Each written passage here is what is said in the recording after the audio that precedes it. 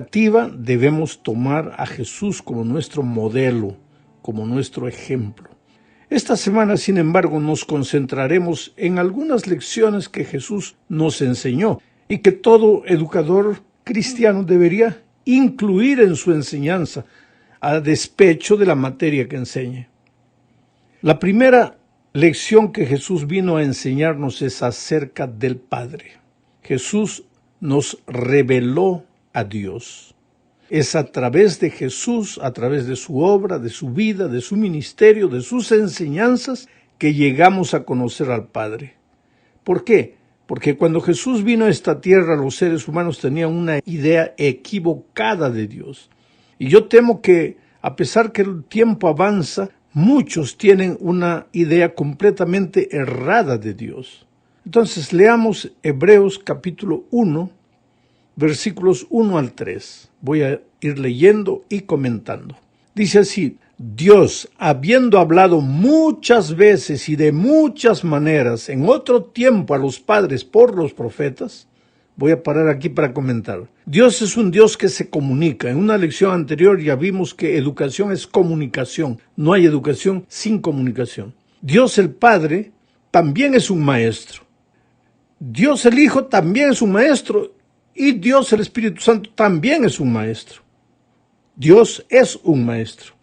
Y Él habló de muchas maneras, muchas veces habló, insistió, trató de educar. Su misión es de educadora. En el tiempo pasado lo hizo a nuestros padres a través de los profetas, dice el autor de la epístola a los Hebreos. Pero en estos postreros días, hablando de los días de Cristo, nos ha hablado por el Hijo.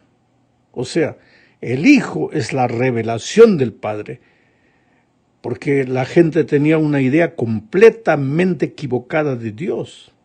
Jesús vino a mostrar el carácter de Dios, a revelar al Padre, a abrir el entendimiento de los seres humanos para que tuvieran una idea correcta de lo que es el Padre, el amor del Padre, la justicia del Padre. Sigo leyendo el texto. Entonces Dios en estos postreros días nos ha hablado por el Hijo, a quien constituyó heredero de todo y por quien asimismo hizo el universo. O sea, el autor de la epístola a los Hebreos coloca al Hijo, a Jesucristo, en el mismo principio de la creación.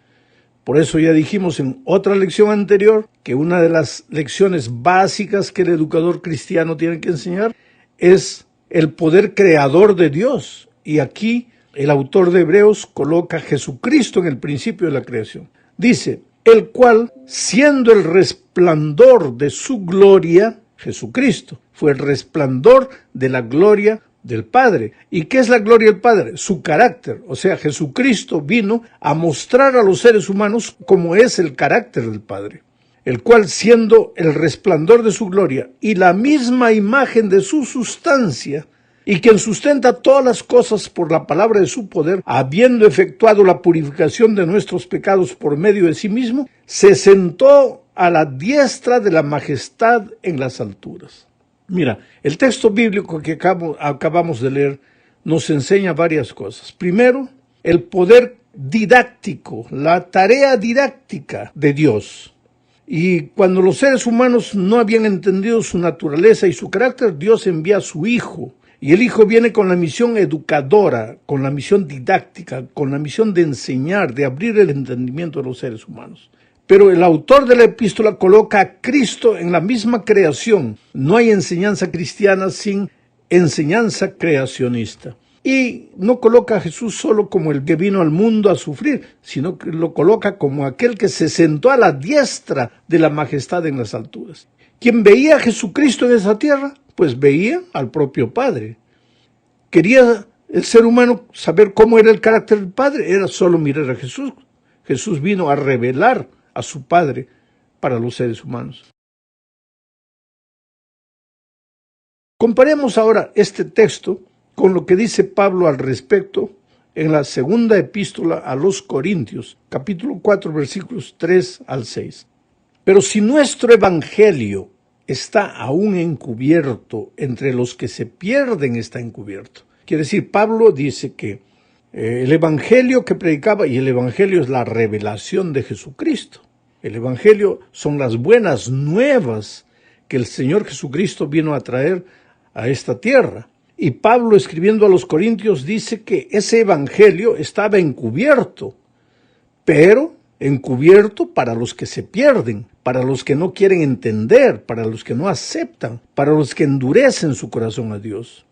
Vuelvo a leer, pero si nuestro evangelio está aún encubierto, entre los que se pierden está encubierto, en los cuales, aquí viene la respuesta, ¿y por qué está encubierto el corazón de esas personas? En los cuales el Dios de este siglo cegó el entendimiento de los incrédulos. ¿Para qué? Para que no les resplandezca la luz del evangelio de la gloria de Cristo. ¿Qué es la gloria de Cristo? Su carácter. ¿Y qué ha hecho el diablo? Ha endurecido, ha encubierto el entendimiento, ha cegado el entendimiento de los incrédulos para que no observen, no logren observar y aprender del carácter maravilloso de Jesucristo, de su gloria, para que no les resplandezca la luz del evangelio de la gloria de Cristo, el cual es la imagen de Dios. Quiere decir, la gloria de Jesús, el carácter de Jesús ya no era otra cosa, sino el reflejo del carácter del propio Padre, a través del Hijo que podíamos conocer al Padre. Sigo leyendo. Porque no nos predicamos a nosotros mismos, sino a Jesucristo como Señor, y a nosotros como vuestros siervos por amor de Jesús. Porque Dios, que mandó que de las tinieblas resplandeciese la luz, es el que resplandeció en nuestros corazones para iluminación del conocimiento de la gloria de Dios en la faz de Jesucristo. O sea, Pablo habla aquí de que el Señor Jesucristo era la revelación del Padre, pero que el rey de las tinieblas oscurecía el entendimiento de los hombres para que no comprendan. Y Pablo dice entonces, por eso no predicamos a nosotros mismos, no nos predicamos. Por eso es que predicamos a Jesucristo, porque Él es el que ilumina los corazones, Él es el que ilumina el entendimiento, y es a través de la observación de la vida de Cristo que nosotros aprendemos a conocer al Padre. Es interesante que mucha gente, inclusive hermanos sinceros, cristianos, dicen, no, pero ¿por qué hay que predicar solo Jesús, solo Jesús? ¿Por qué no hay que predicar la verdad presente hoy? ¿Y qué entienden por verdad presente? ¿Hay que dar palo a las otras iglesias? No. Pablo es claro aquí. Lo primero que el ser humano tiene que entender es a Jesucristo, conocer a Jesucristo, porque es a través de Jesucristo que conoce al Padre. Y una vez que conoce al Padre, pues llega a amar al Padre, llega a amar a Jesucristo. Y ahora por amor anda en las enseñanzas del Padre. Y ahora viene toda la enseñanza doctrinaria. Porque la doctrina tiene un lugar en la vida del cristiano. La profecía tiene un lugar en la vida del cristiano. Pero eso solo después que el ser humano se ha enamorado del Señor Jesucristo. Le ha entregado la vida a Jesucristo. Tú no pretendas enseñar deberes a tus alumnos si primero no les has enseñado a amar al Señor Jesucristo, si primero no les has enseñado a entender cómo es Dios, cómo es su carácter. Bueno, vamos a la segunda parte de este estudio. Aquí continuaremos hablando de la misión educadora de Cristo, de su trabajo didáctico con relación a la revelación del Padre. Para esto necesitamos leer Juan 1 al 5 y también el versículo 14. Dice, en el principio era el Verbo, y el Verbo era con Dios, y el Verbo era Dios. Mira, Juan, cuando habla de Jesucristo, lo presenta como el propio Dios, que estaba en el principio de la creación. No hay verdadera enseñanza cristiana sin enseñanza creacionista. Vuelvo a repetir la idea. En el principio era el Verbo, y el Verbo era con Dios, y el Verbo era Dios. El Verbo era en el principio con Dios. Todas las cosas por Él fueron hechas, y sin Él nada de lo que ha sido hecho fue hecho. En Él, en Jesucristo, en el Verbo, estaba la vida, y la vida era la luz de los hombres. La luz en las tinieblas resplandece, y las tinieblas no prevalecieron contra ella. Y el versículo 14 dice, y aquel Verbo fue hecho carne y habitó entre nosotros y vimos su gloria, su carácter, gloria como del unigénito del Padre, lleno de gracia y de verdad. Una vez más, Juan en este caso ahora enfatiza la misión didáctica de Jesucristo. Una de las primeras lecciones que Jesús vino a enseñarnos a este mundo es el amor del Padre, la revelación de su carácter, la revelación de su gloria. Y si tú quieres ser un maestro como Jesucristo, vuelvo a repetir, no importa la materia que enseñes, matemáticas, portugués, español, inglés, geografía, arqueología, griego, lo que tú quieras, tienes que tener como objetivo final llevar a tus alumnos a entender a Dios, el amor de Dios, la misericordia de Dios, a entregar el corazón a Dios, a amar a Dios, porque una vez que el alumno llega a amar a Dios, pues todo lo demás es consecuencia. Vamos ahora a la tercera parte de esta lección. Veremos aquí otra lección que Jesús, el gran maestro, el maestro más extraordinario de la historia, vino a enseñarnos. Aquí veremos cómo funciona la mente de Cristo. Esa lección que el Señor Jesucristo vino a enseñarnos es la humildad. Primero vino a revelarnos a Dios y su amor. En segundo lugar, vino a enseñarnos la humildad. ¿Por qué? Porque sin duda, si esta es una de las principales lecciones que Él quiso enseñarnos, es porque la humildad es la base de una vida feliz. No hay manera de que tú seas feliz en esta tierra si no aprendes a ser una persona humilde. Ahora, aquí veremos cómo funciona la mente de Cristo. Es completamente diferente a la manera como nosotros vemos la vida y de cómo pensamos. Para esto leamos Filipenses 2, 5 al 11. Voy a ir comentando. Antes de leer el texto, yo quisiera que tú supieras que en la iglesia de Filipos, Pablo escribió Filipenses para ellos, había un problema de discordia entre los hermanos. ¿Qué pasaba? Algunos tenían un concepto demasiado alto de su propia persona. Se creían superiores a los otros. A la unidad, pues la unidad de la iglesia estaba siendo fragmentada por causa de esta lucha entre los hermanos. Ahora, tú puedes mirar para atrás y decir, qué filipenses orgullosos, cómo vivían peleando. No, espera un poco, no mires para atrás, mira para tu iglesia hoy día. ¿Qué sucede cuando llega la comisión de nombramientos al final de año? ¿Qué sucede contigo cuando querías ser anciano y no fuiste nombrado anciano? Cuando en lugar de nombrarte primer anciano te nombraron diácono. ¿Cómo te sientes? ¿Qué piensas? Y si tú eres un pastor, ¿qué pasa cuando llega la trienal, la cuadrienal y no eres reelegido o no eres elegido? ¿Cómo te sientes? Entonces, este asunto de humildad no es asunto de palabras, no es asunto de predicar un sermón bonito de la humildad, no es asunto de levantarnos el sábado para hablar de lo que es la humildad, no, es asunto de vivirla. Y por eso ahora leo el texto de Filipenses capítulo 2 a partir del versículo 5, dice así.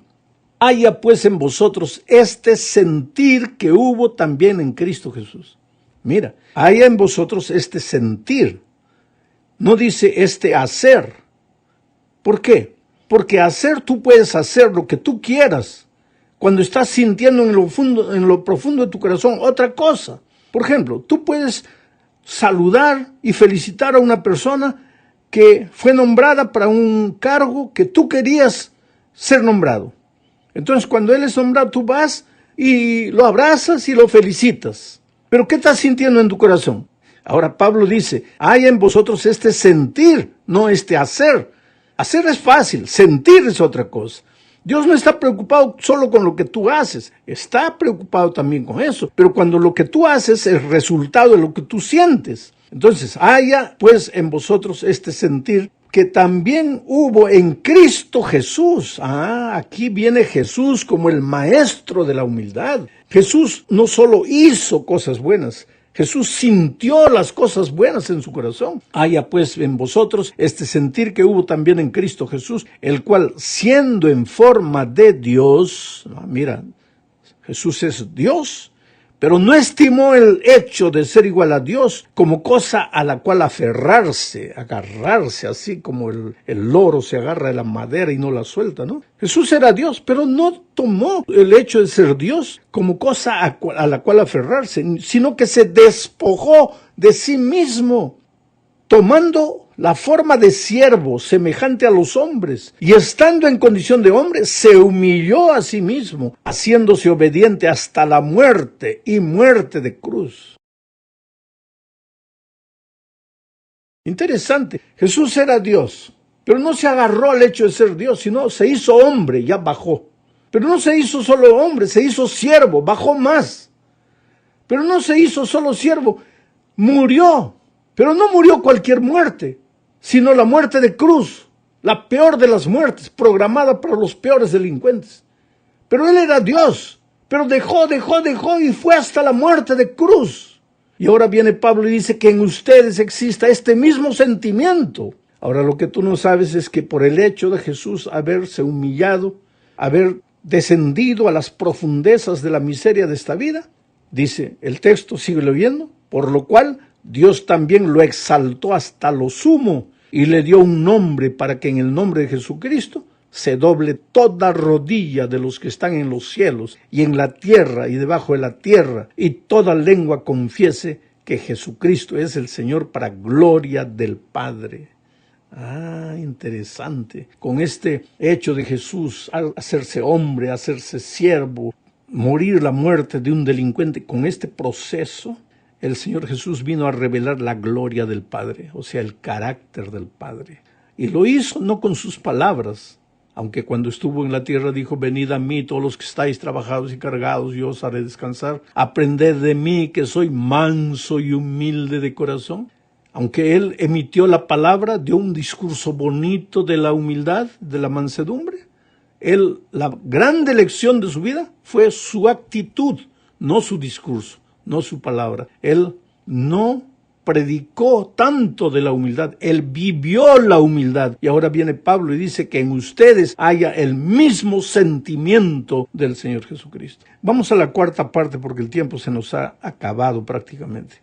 Aquí hablaremos sobre el gran maestro y la reconciliación, porque esta es la otra lección que el Señor Jesucristo vino a enseñarnos. La primera es a revelarnos al Padre, su carácter. La segunda es a enseñarnos que la humildad es el camino para llegar a las más grandes alturas, solo que tú no te preocupas por las alturas. Eso es consecuencia de tu actitud y de tu vida de humildad. Y en tercer lugar, Él vino a enseñarnos que la reconciliación es la clave de una vida feliz. ¿Por qué reconciliación? Porque todos nos alejamos del Padre. El pecado es separación de Dios. Todos nos fuimos por nuestros caminos. Y ahora viene Jesucristo a enseñarnos que debemos devolvernos a Dios, que debemos reconciliarnos con Dios. Y Pablo dice que el fruto de esa reconciliación es paz. Pero leamos 2 Corintios capítulo 5, versículos 17 al 21. De modo que si alguno está en Cristo, nueva criatura es. Si tú vas a Cristo, pues conoces al Padre, conoces su carácter. Tú también empiezas a reflejar el carácter del Padre. Si tú vas a Jesucristo, pues ahí vas a vivir como Jesús vivió. Cristo en ti va a vivir sus obras maravillosas de humildad, de mansedumbre. Ya eres una nueva criatura. Las cosas viejas pasaron. Ahora todo se ha hecho nuevo. Y todo esto proviene de Dios.